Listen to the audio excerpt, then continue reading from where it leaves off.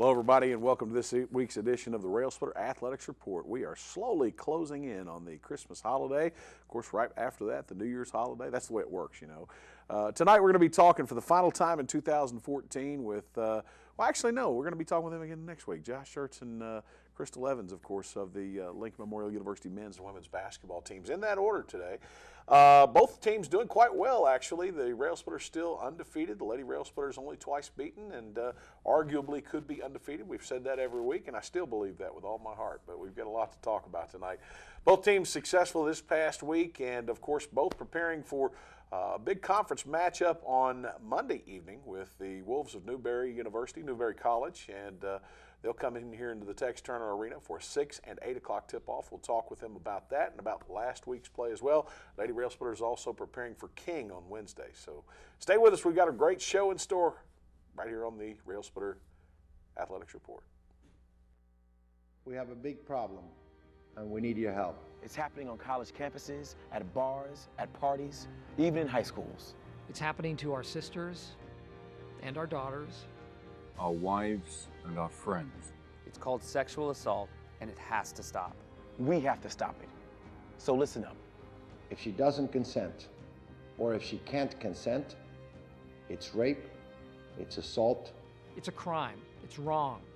If I saw it happening and I was taught you have to do something about it. If I saw it happening, I speak up. If I saw it happening, I'd never blame her. I'd help her. Because I don't want to be a part of the problem. I want to be a part of the solution. We need all of you to be part of the solution. This is about respect. It's about responsibility. It's up to all of us to put an end to sexual assault. And that starts with you. Because one is too many.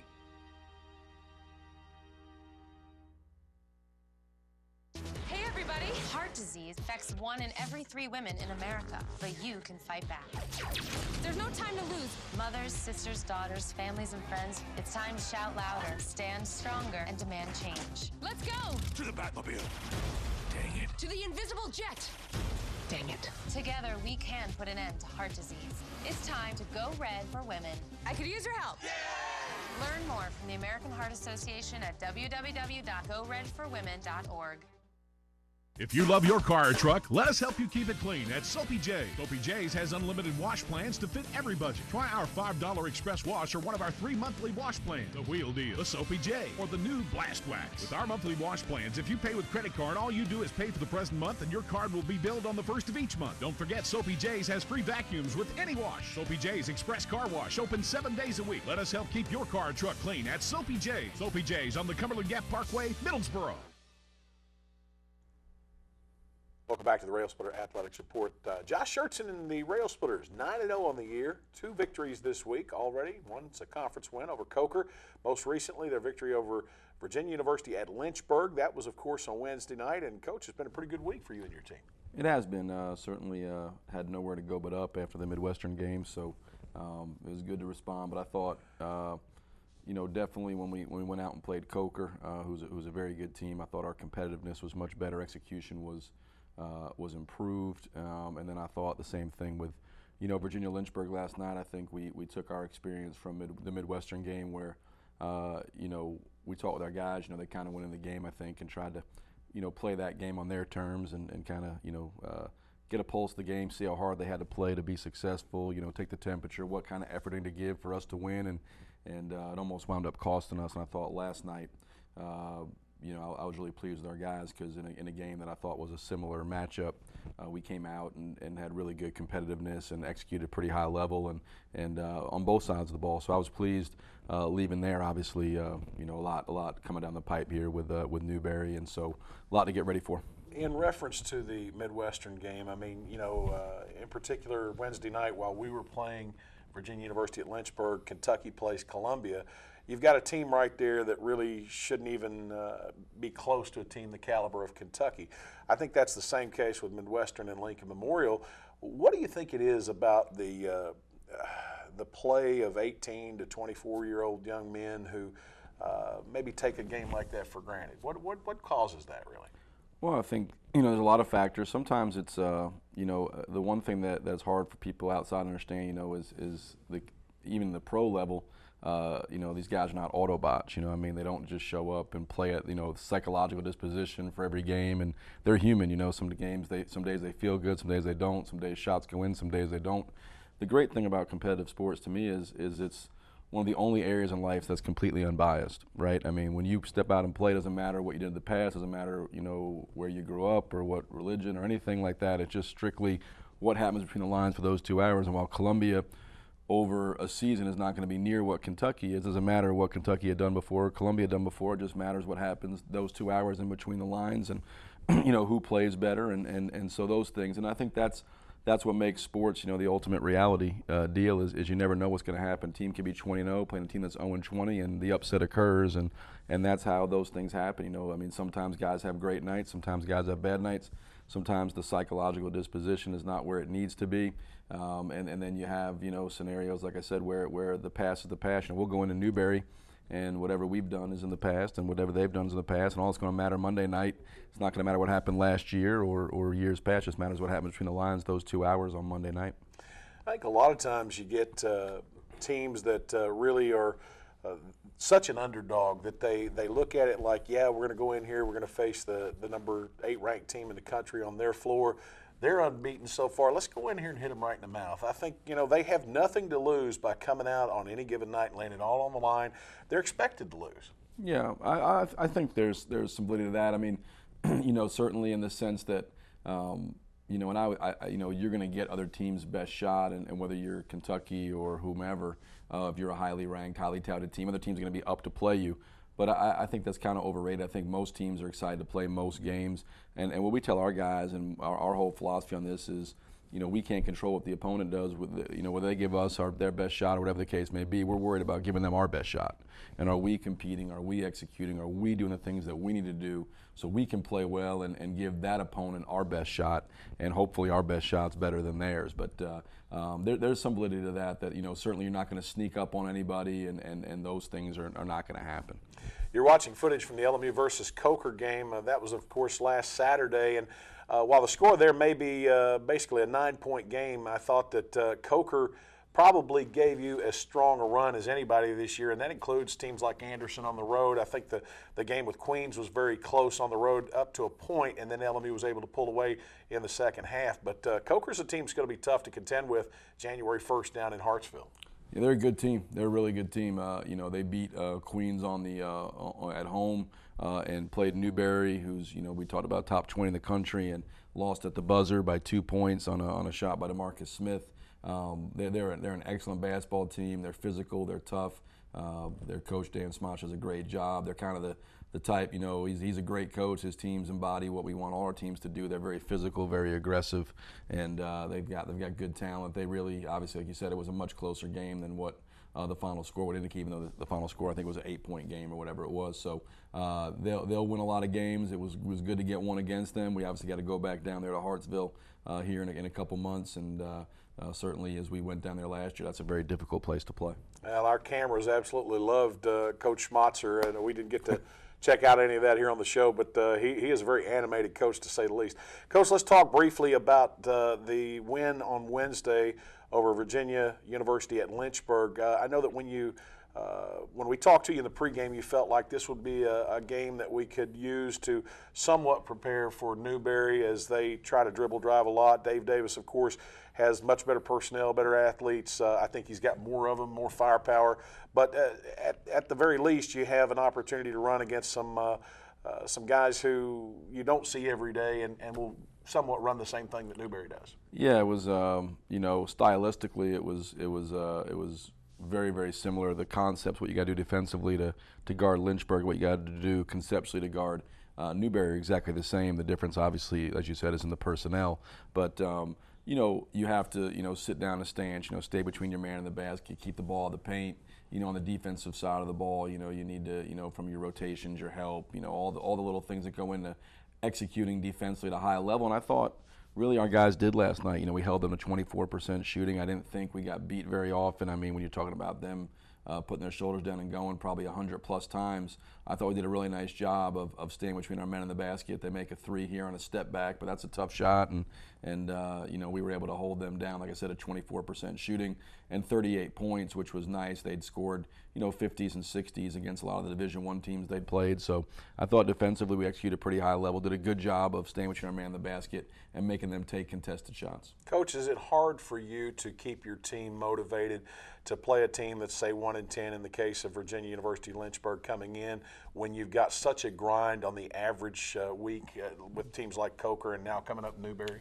Well, I think that was what happened a little bit with Midwestern, you know, is like I said, I think we kind of looked at it, and there's a tendency to kind of come in and figure out how hard you got to play. What I'm trying to get our guys to do, and it won't be an issue really moving forward, is, you know, play the best you can play, be the best you can be, regardless of who you're playing. You know, play as hard as you can play, and don't let the opponent dictate the level of effort. You should never not compete the best you can, and that's what really disappointed me with the Midwestern game was, you know, our execution was poor, but that was about as poor as we had competed since I've been here, you know, and that was really what was the frustrating thing to me as a coach is you take pride in guys competing and giving great effort, and we didn't do that against Midwestern. Did do that against Lynchburg. Coach, very quickly, let's talk about Monday night. You've got a big one coming in here in the Textern Arena. It'll be your final home game of 2014. You're going to take on Dave Davis and the Wolves. They are also undefeated. They are nationally ranked, and as you've pointed out a couple of times this past week, first time that you can remember that two nationally ranked teams have played, especially here in the Textern Arena. Yeah, I don't think there's been, you know, there's not been, you know, in the SAC. I can't, not since I've been in the league has it happened, and certainly never inside a Textern Arena. We haven't had a nationally ranked opponent in here, I believe, since Catawba way back my first year. So it's great that they've had such success. You know, it's going to be a great game. The styles have made for really good matchups over the years. I think, you know, Dave's done a wonderful job with this program, a very unique style. They put incredible pressure on you on both sides of the court. When you have the ball on offense, they're pressuring and trapping and getting up in you and really forcing you to make plays, which is our players enjoy and our coaches don't, because there's really not much coaching you can do. And on that side of the ball, they're putting their shoulders down, going the rim, and they're going to put great pressure on you off the bounce and on the transition. It's a big game Monday night, and I know that LMU fans are looking forward to it. I know you'll have the team ready. Coach, I want to thank you personally as a RoHo member for your team's involvement with the RoHo shopping spree this past week. It was just a tremendous effort. 297 children taken on a shopping spree at the Middlesboro Walmart, and I know that each and every one of those kids had probably one of the best days of their life. And to be honest with you, the involvement that Lincoln Memorial University and its athletics department has had over the last decade has become very vital in the success of that particular event, and we could not do it without you and your team and the other team. So thank you very much. Well, we appreciate the opportunity. You and your group deserve all the credit, though. You guys do an amazing thing for those children. Thank you. All right, Coach, thanks for joining us. Good luck Monday. Thanks, Russ. All right, we're going to take a timeout. When we come back, we'll talk with Crystal Evans of the Lincoln Memorial University Lady Railsplitters here on the Railsplitter Athletics Report. You make me wear my bike helmet. You taught me never to run with scissors. You tell me to stay away from drugs. To always buckle my seatbelt. And to follow the swimming rules. You're always looking out for me and trying to keep me safe. So why do you keep a loaded gun in your drawer? Here in the garage. Closet. Shoebox. Under the bed. Where anyone can get to it. How safe is that? How safe is that? How safe is that? You asked them to follow some safety rules. Now they're asking you. In fact, they're counting on you. Never let your gun get into the wrong hands. If you own a firearm and are not using it, please be responsible and be sure that it's stored in a safe place.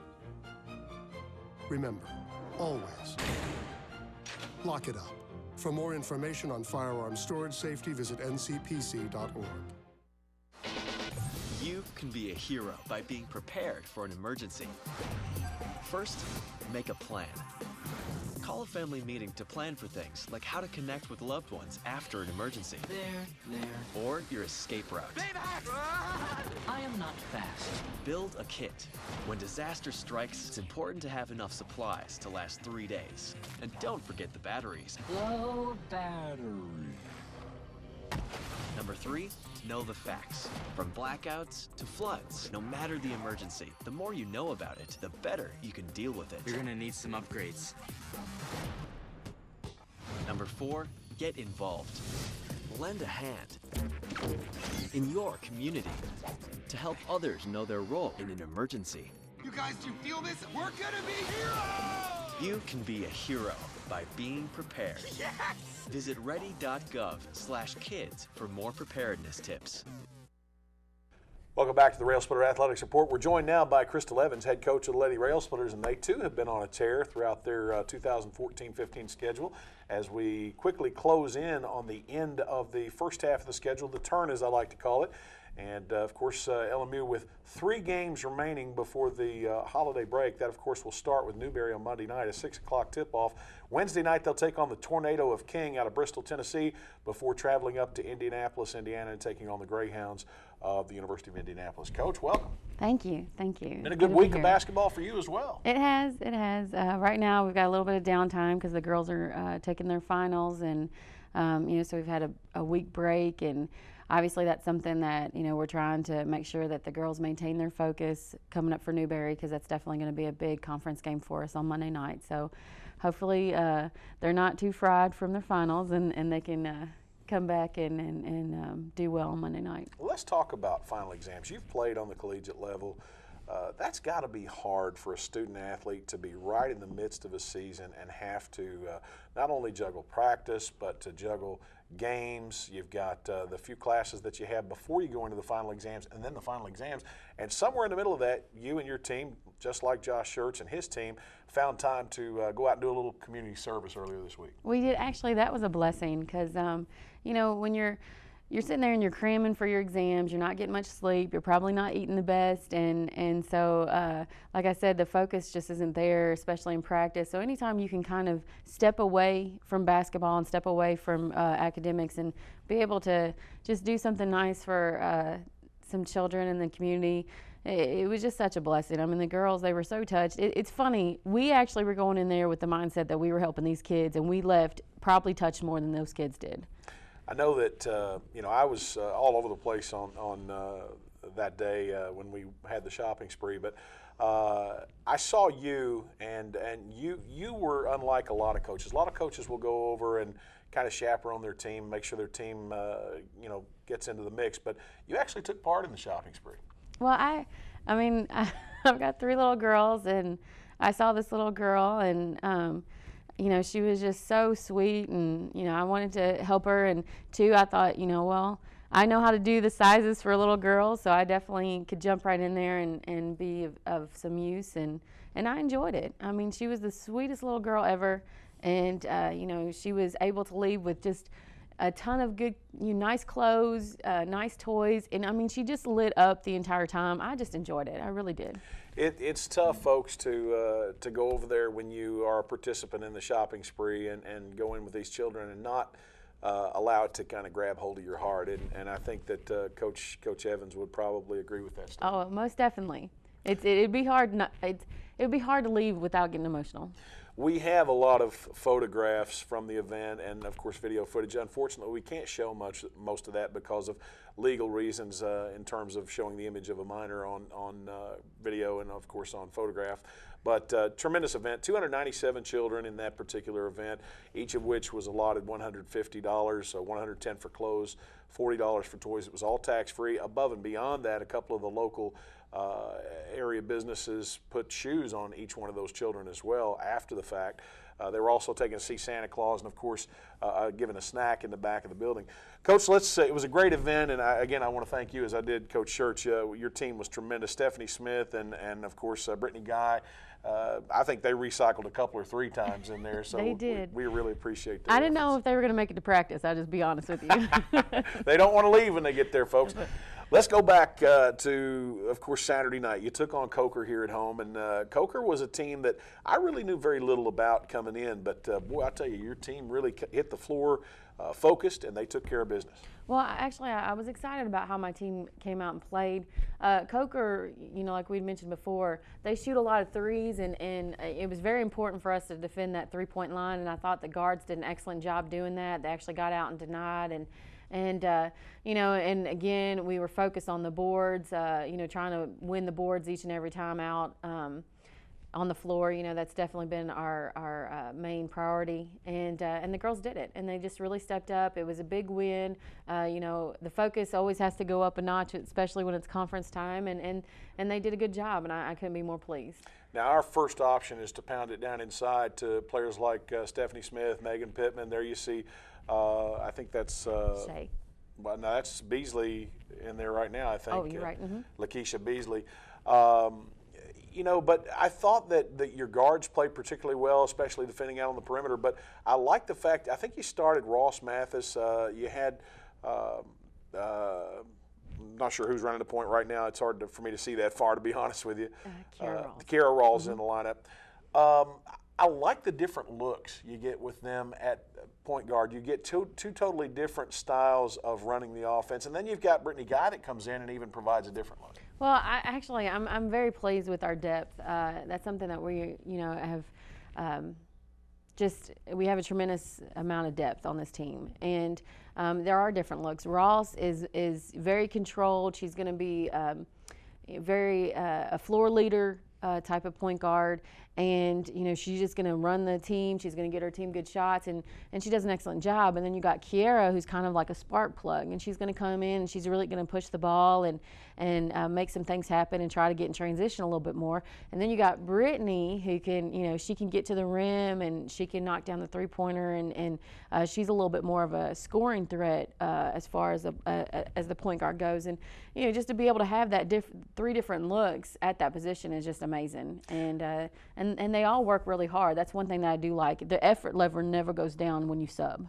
Big win keeps you among the leaders in the South Atlantic Conference race. I think you're currently in a tie for one of the top 2 or 3 spots, if I'm not mistaken. It's slowly sorting its way out. It is. We're actually in a tie with Newberry. So Monday night's game is a huge game, yes. Let's talk about that. Now, the victory over Coker was, you know, a great thing, but you're idle this week in preparation for final exams. Would you rather be playing a midweek game to get you some time on the floor before you take on Newberry on Monday? Well, I think that would be a good situation, just, you know, just like you're looking at the men's team, and they'll be able to have a game to prepare them for Newberry's game, where we won't.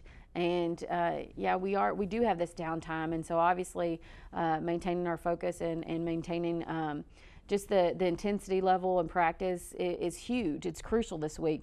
But on the flip side of that, I'm not worried, because, you know, again, that might be just kind of a breath of fresh air for these girls while taking finals, to have a little bit of downtime, to not have to come in and actually focus on a game. And what I'm hoping, and then this is kind of what I'm pushing for my team, is let Monday night be that release for you. Let Monday night, any, you know, frustration or stress that you've had this whole week for academics, you know, just release all that on Monday night, and let's have a good night. Absolutely. I mean, when you look at it in reality, nothing else to focus on next week except to play. Nothing classes. At all. Right. Fall semester's over.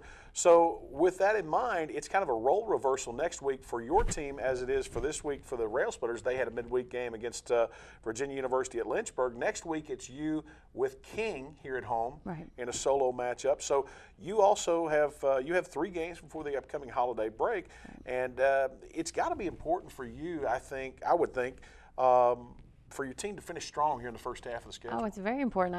You know, and I don't mean to keep repeating myself, but it would be a wonderful Christmas gift. And I know my players are watching, so it would be a wonderful Christmas gift to go ahead and finish out this semester strong. Sean Page is a coach who has taken the opportunity of the fact that he is from the country of Australia. He's recruited heavily from Australia. He's got arguably 2 of the best players in the league in Haley Lapeo inside, and on the outside, Samantha Creed. Mm-hmm. So with that said, what's our strategy? We've got about a minute left for Monday night. Well, again, you know, I believe our 5 players can handle Lapeo. That's, you know, I think that they're going to do a good job with her on the inside. And Samantha Creed, she's just really smart. She's just crafty, very gritty guard.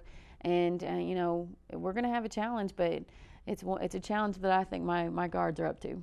Well, I certainly believe that. We're at home. Folks, I want to encourage you, if you haven't been out to see a game yet, you've got to come out and show support for the LMU men and women. We've had some sparse crowds this year, and you've got two teams that are at the top of the South Atlantic Conference races that they're in right now. It doesn't get much better than that. So you got to do yourself a favor. If you're a college basketball fan, come on out. If you're a basketball fan in general, come on out, show support. Free tickets are available. That's Monday night, 6 o'clock for the Lady Railsplitters, 8 o'clock for the men. Coach, good luck. Thank you. All right. Take one more time out. We'll be back to close the show. You're locked in to the Railsplitter Athletics Report. At Citizens Bank, we're different from everyone else. We've proudly served business communities of Northeast Tennessee since 1912 and have security you can count on. We offer the convenience of internet banking, excellent loan services on various types of loans, cash management, and small business banking at all of our convenient locations in Harrogate, Tazewell, New Tazewell, Bean Station, and Morristown. Visit our website to find out more at citizensbanktn.com. Citizens Bank, no more banking as usual. Equal housing lender, member FDIC.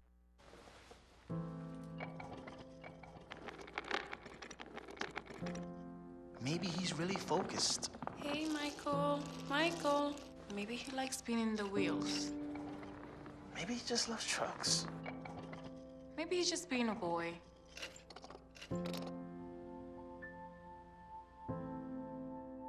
Preoccupation with objects is one early sign of autism. Learn the others today. The sooner it's diagnosed, the better. From commercial to residential, from the basement to the attic, Knoxville Drywall can deliver full-service drywall, insulation, and paint contracting. Knoxville Drywall specializes in new and tenant build-outs, drywall repair, drywall grids, metal stud framing, acoustical ceilings, suspended drywall ceilings, and ceiling and wall texturing and painting. Knoxville Drywall also provides wall-blown insulation for existing walls, attic-blown insulation, wall and ceiling batts insulation, and crawlspace insulation. Knoxville Drywall Incorporated, serving Knoxville and the surrounding area for more than 56 years with outstanding quality and competitive pricing.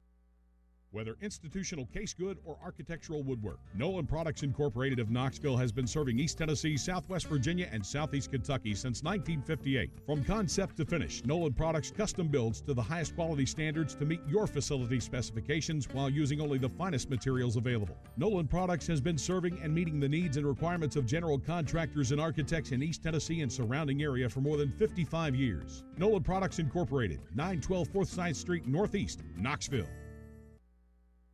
Welcome back to the show. Folks, it's unbelievable that the fall semester 2014 has already come and gone. It seemed like only a couple of weeks ago that we got started with LMU soccer and volleyball, and those seasons have played their way out, and both teams did fairly well throughout their year, but basketball in full swing now, and we're almost ready to make the turn. 2015 is just around the corner, and both teams have got some business to take care of before departing for the holiday break for a few short days.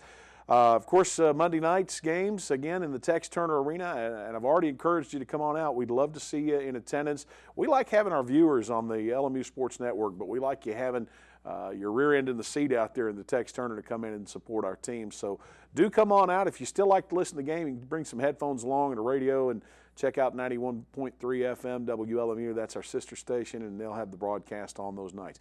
Again, pregame coverage at 5:40 on Monday night. That's for the women's tip-off at 6 o'clock. The broadcast will carry over into the men's action. We'll have a pregame show with Josh Schertz and, of course, an 8 o'clock tip between the Railsplitters and the Wolves. And that's all coming up Monday night. Then Wednesday night, Lady Railsplitters and the Tornado of King. That's going to be a 7 o'clock tip-off, pregame at 6:40, and we want you to join us there as well. Folks, that's all the time we have for tonight. Until next week, I'm Rusty Peace. Come on out, show support for the LMU basketball teams. Good night, everybody.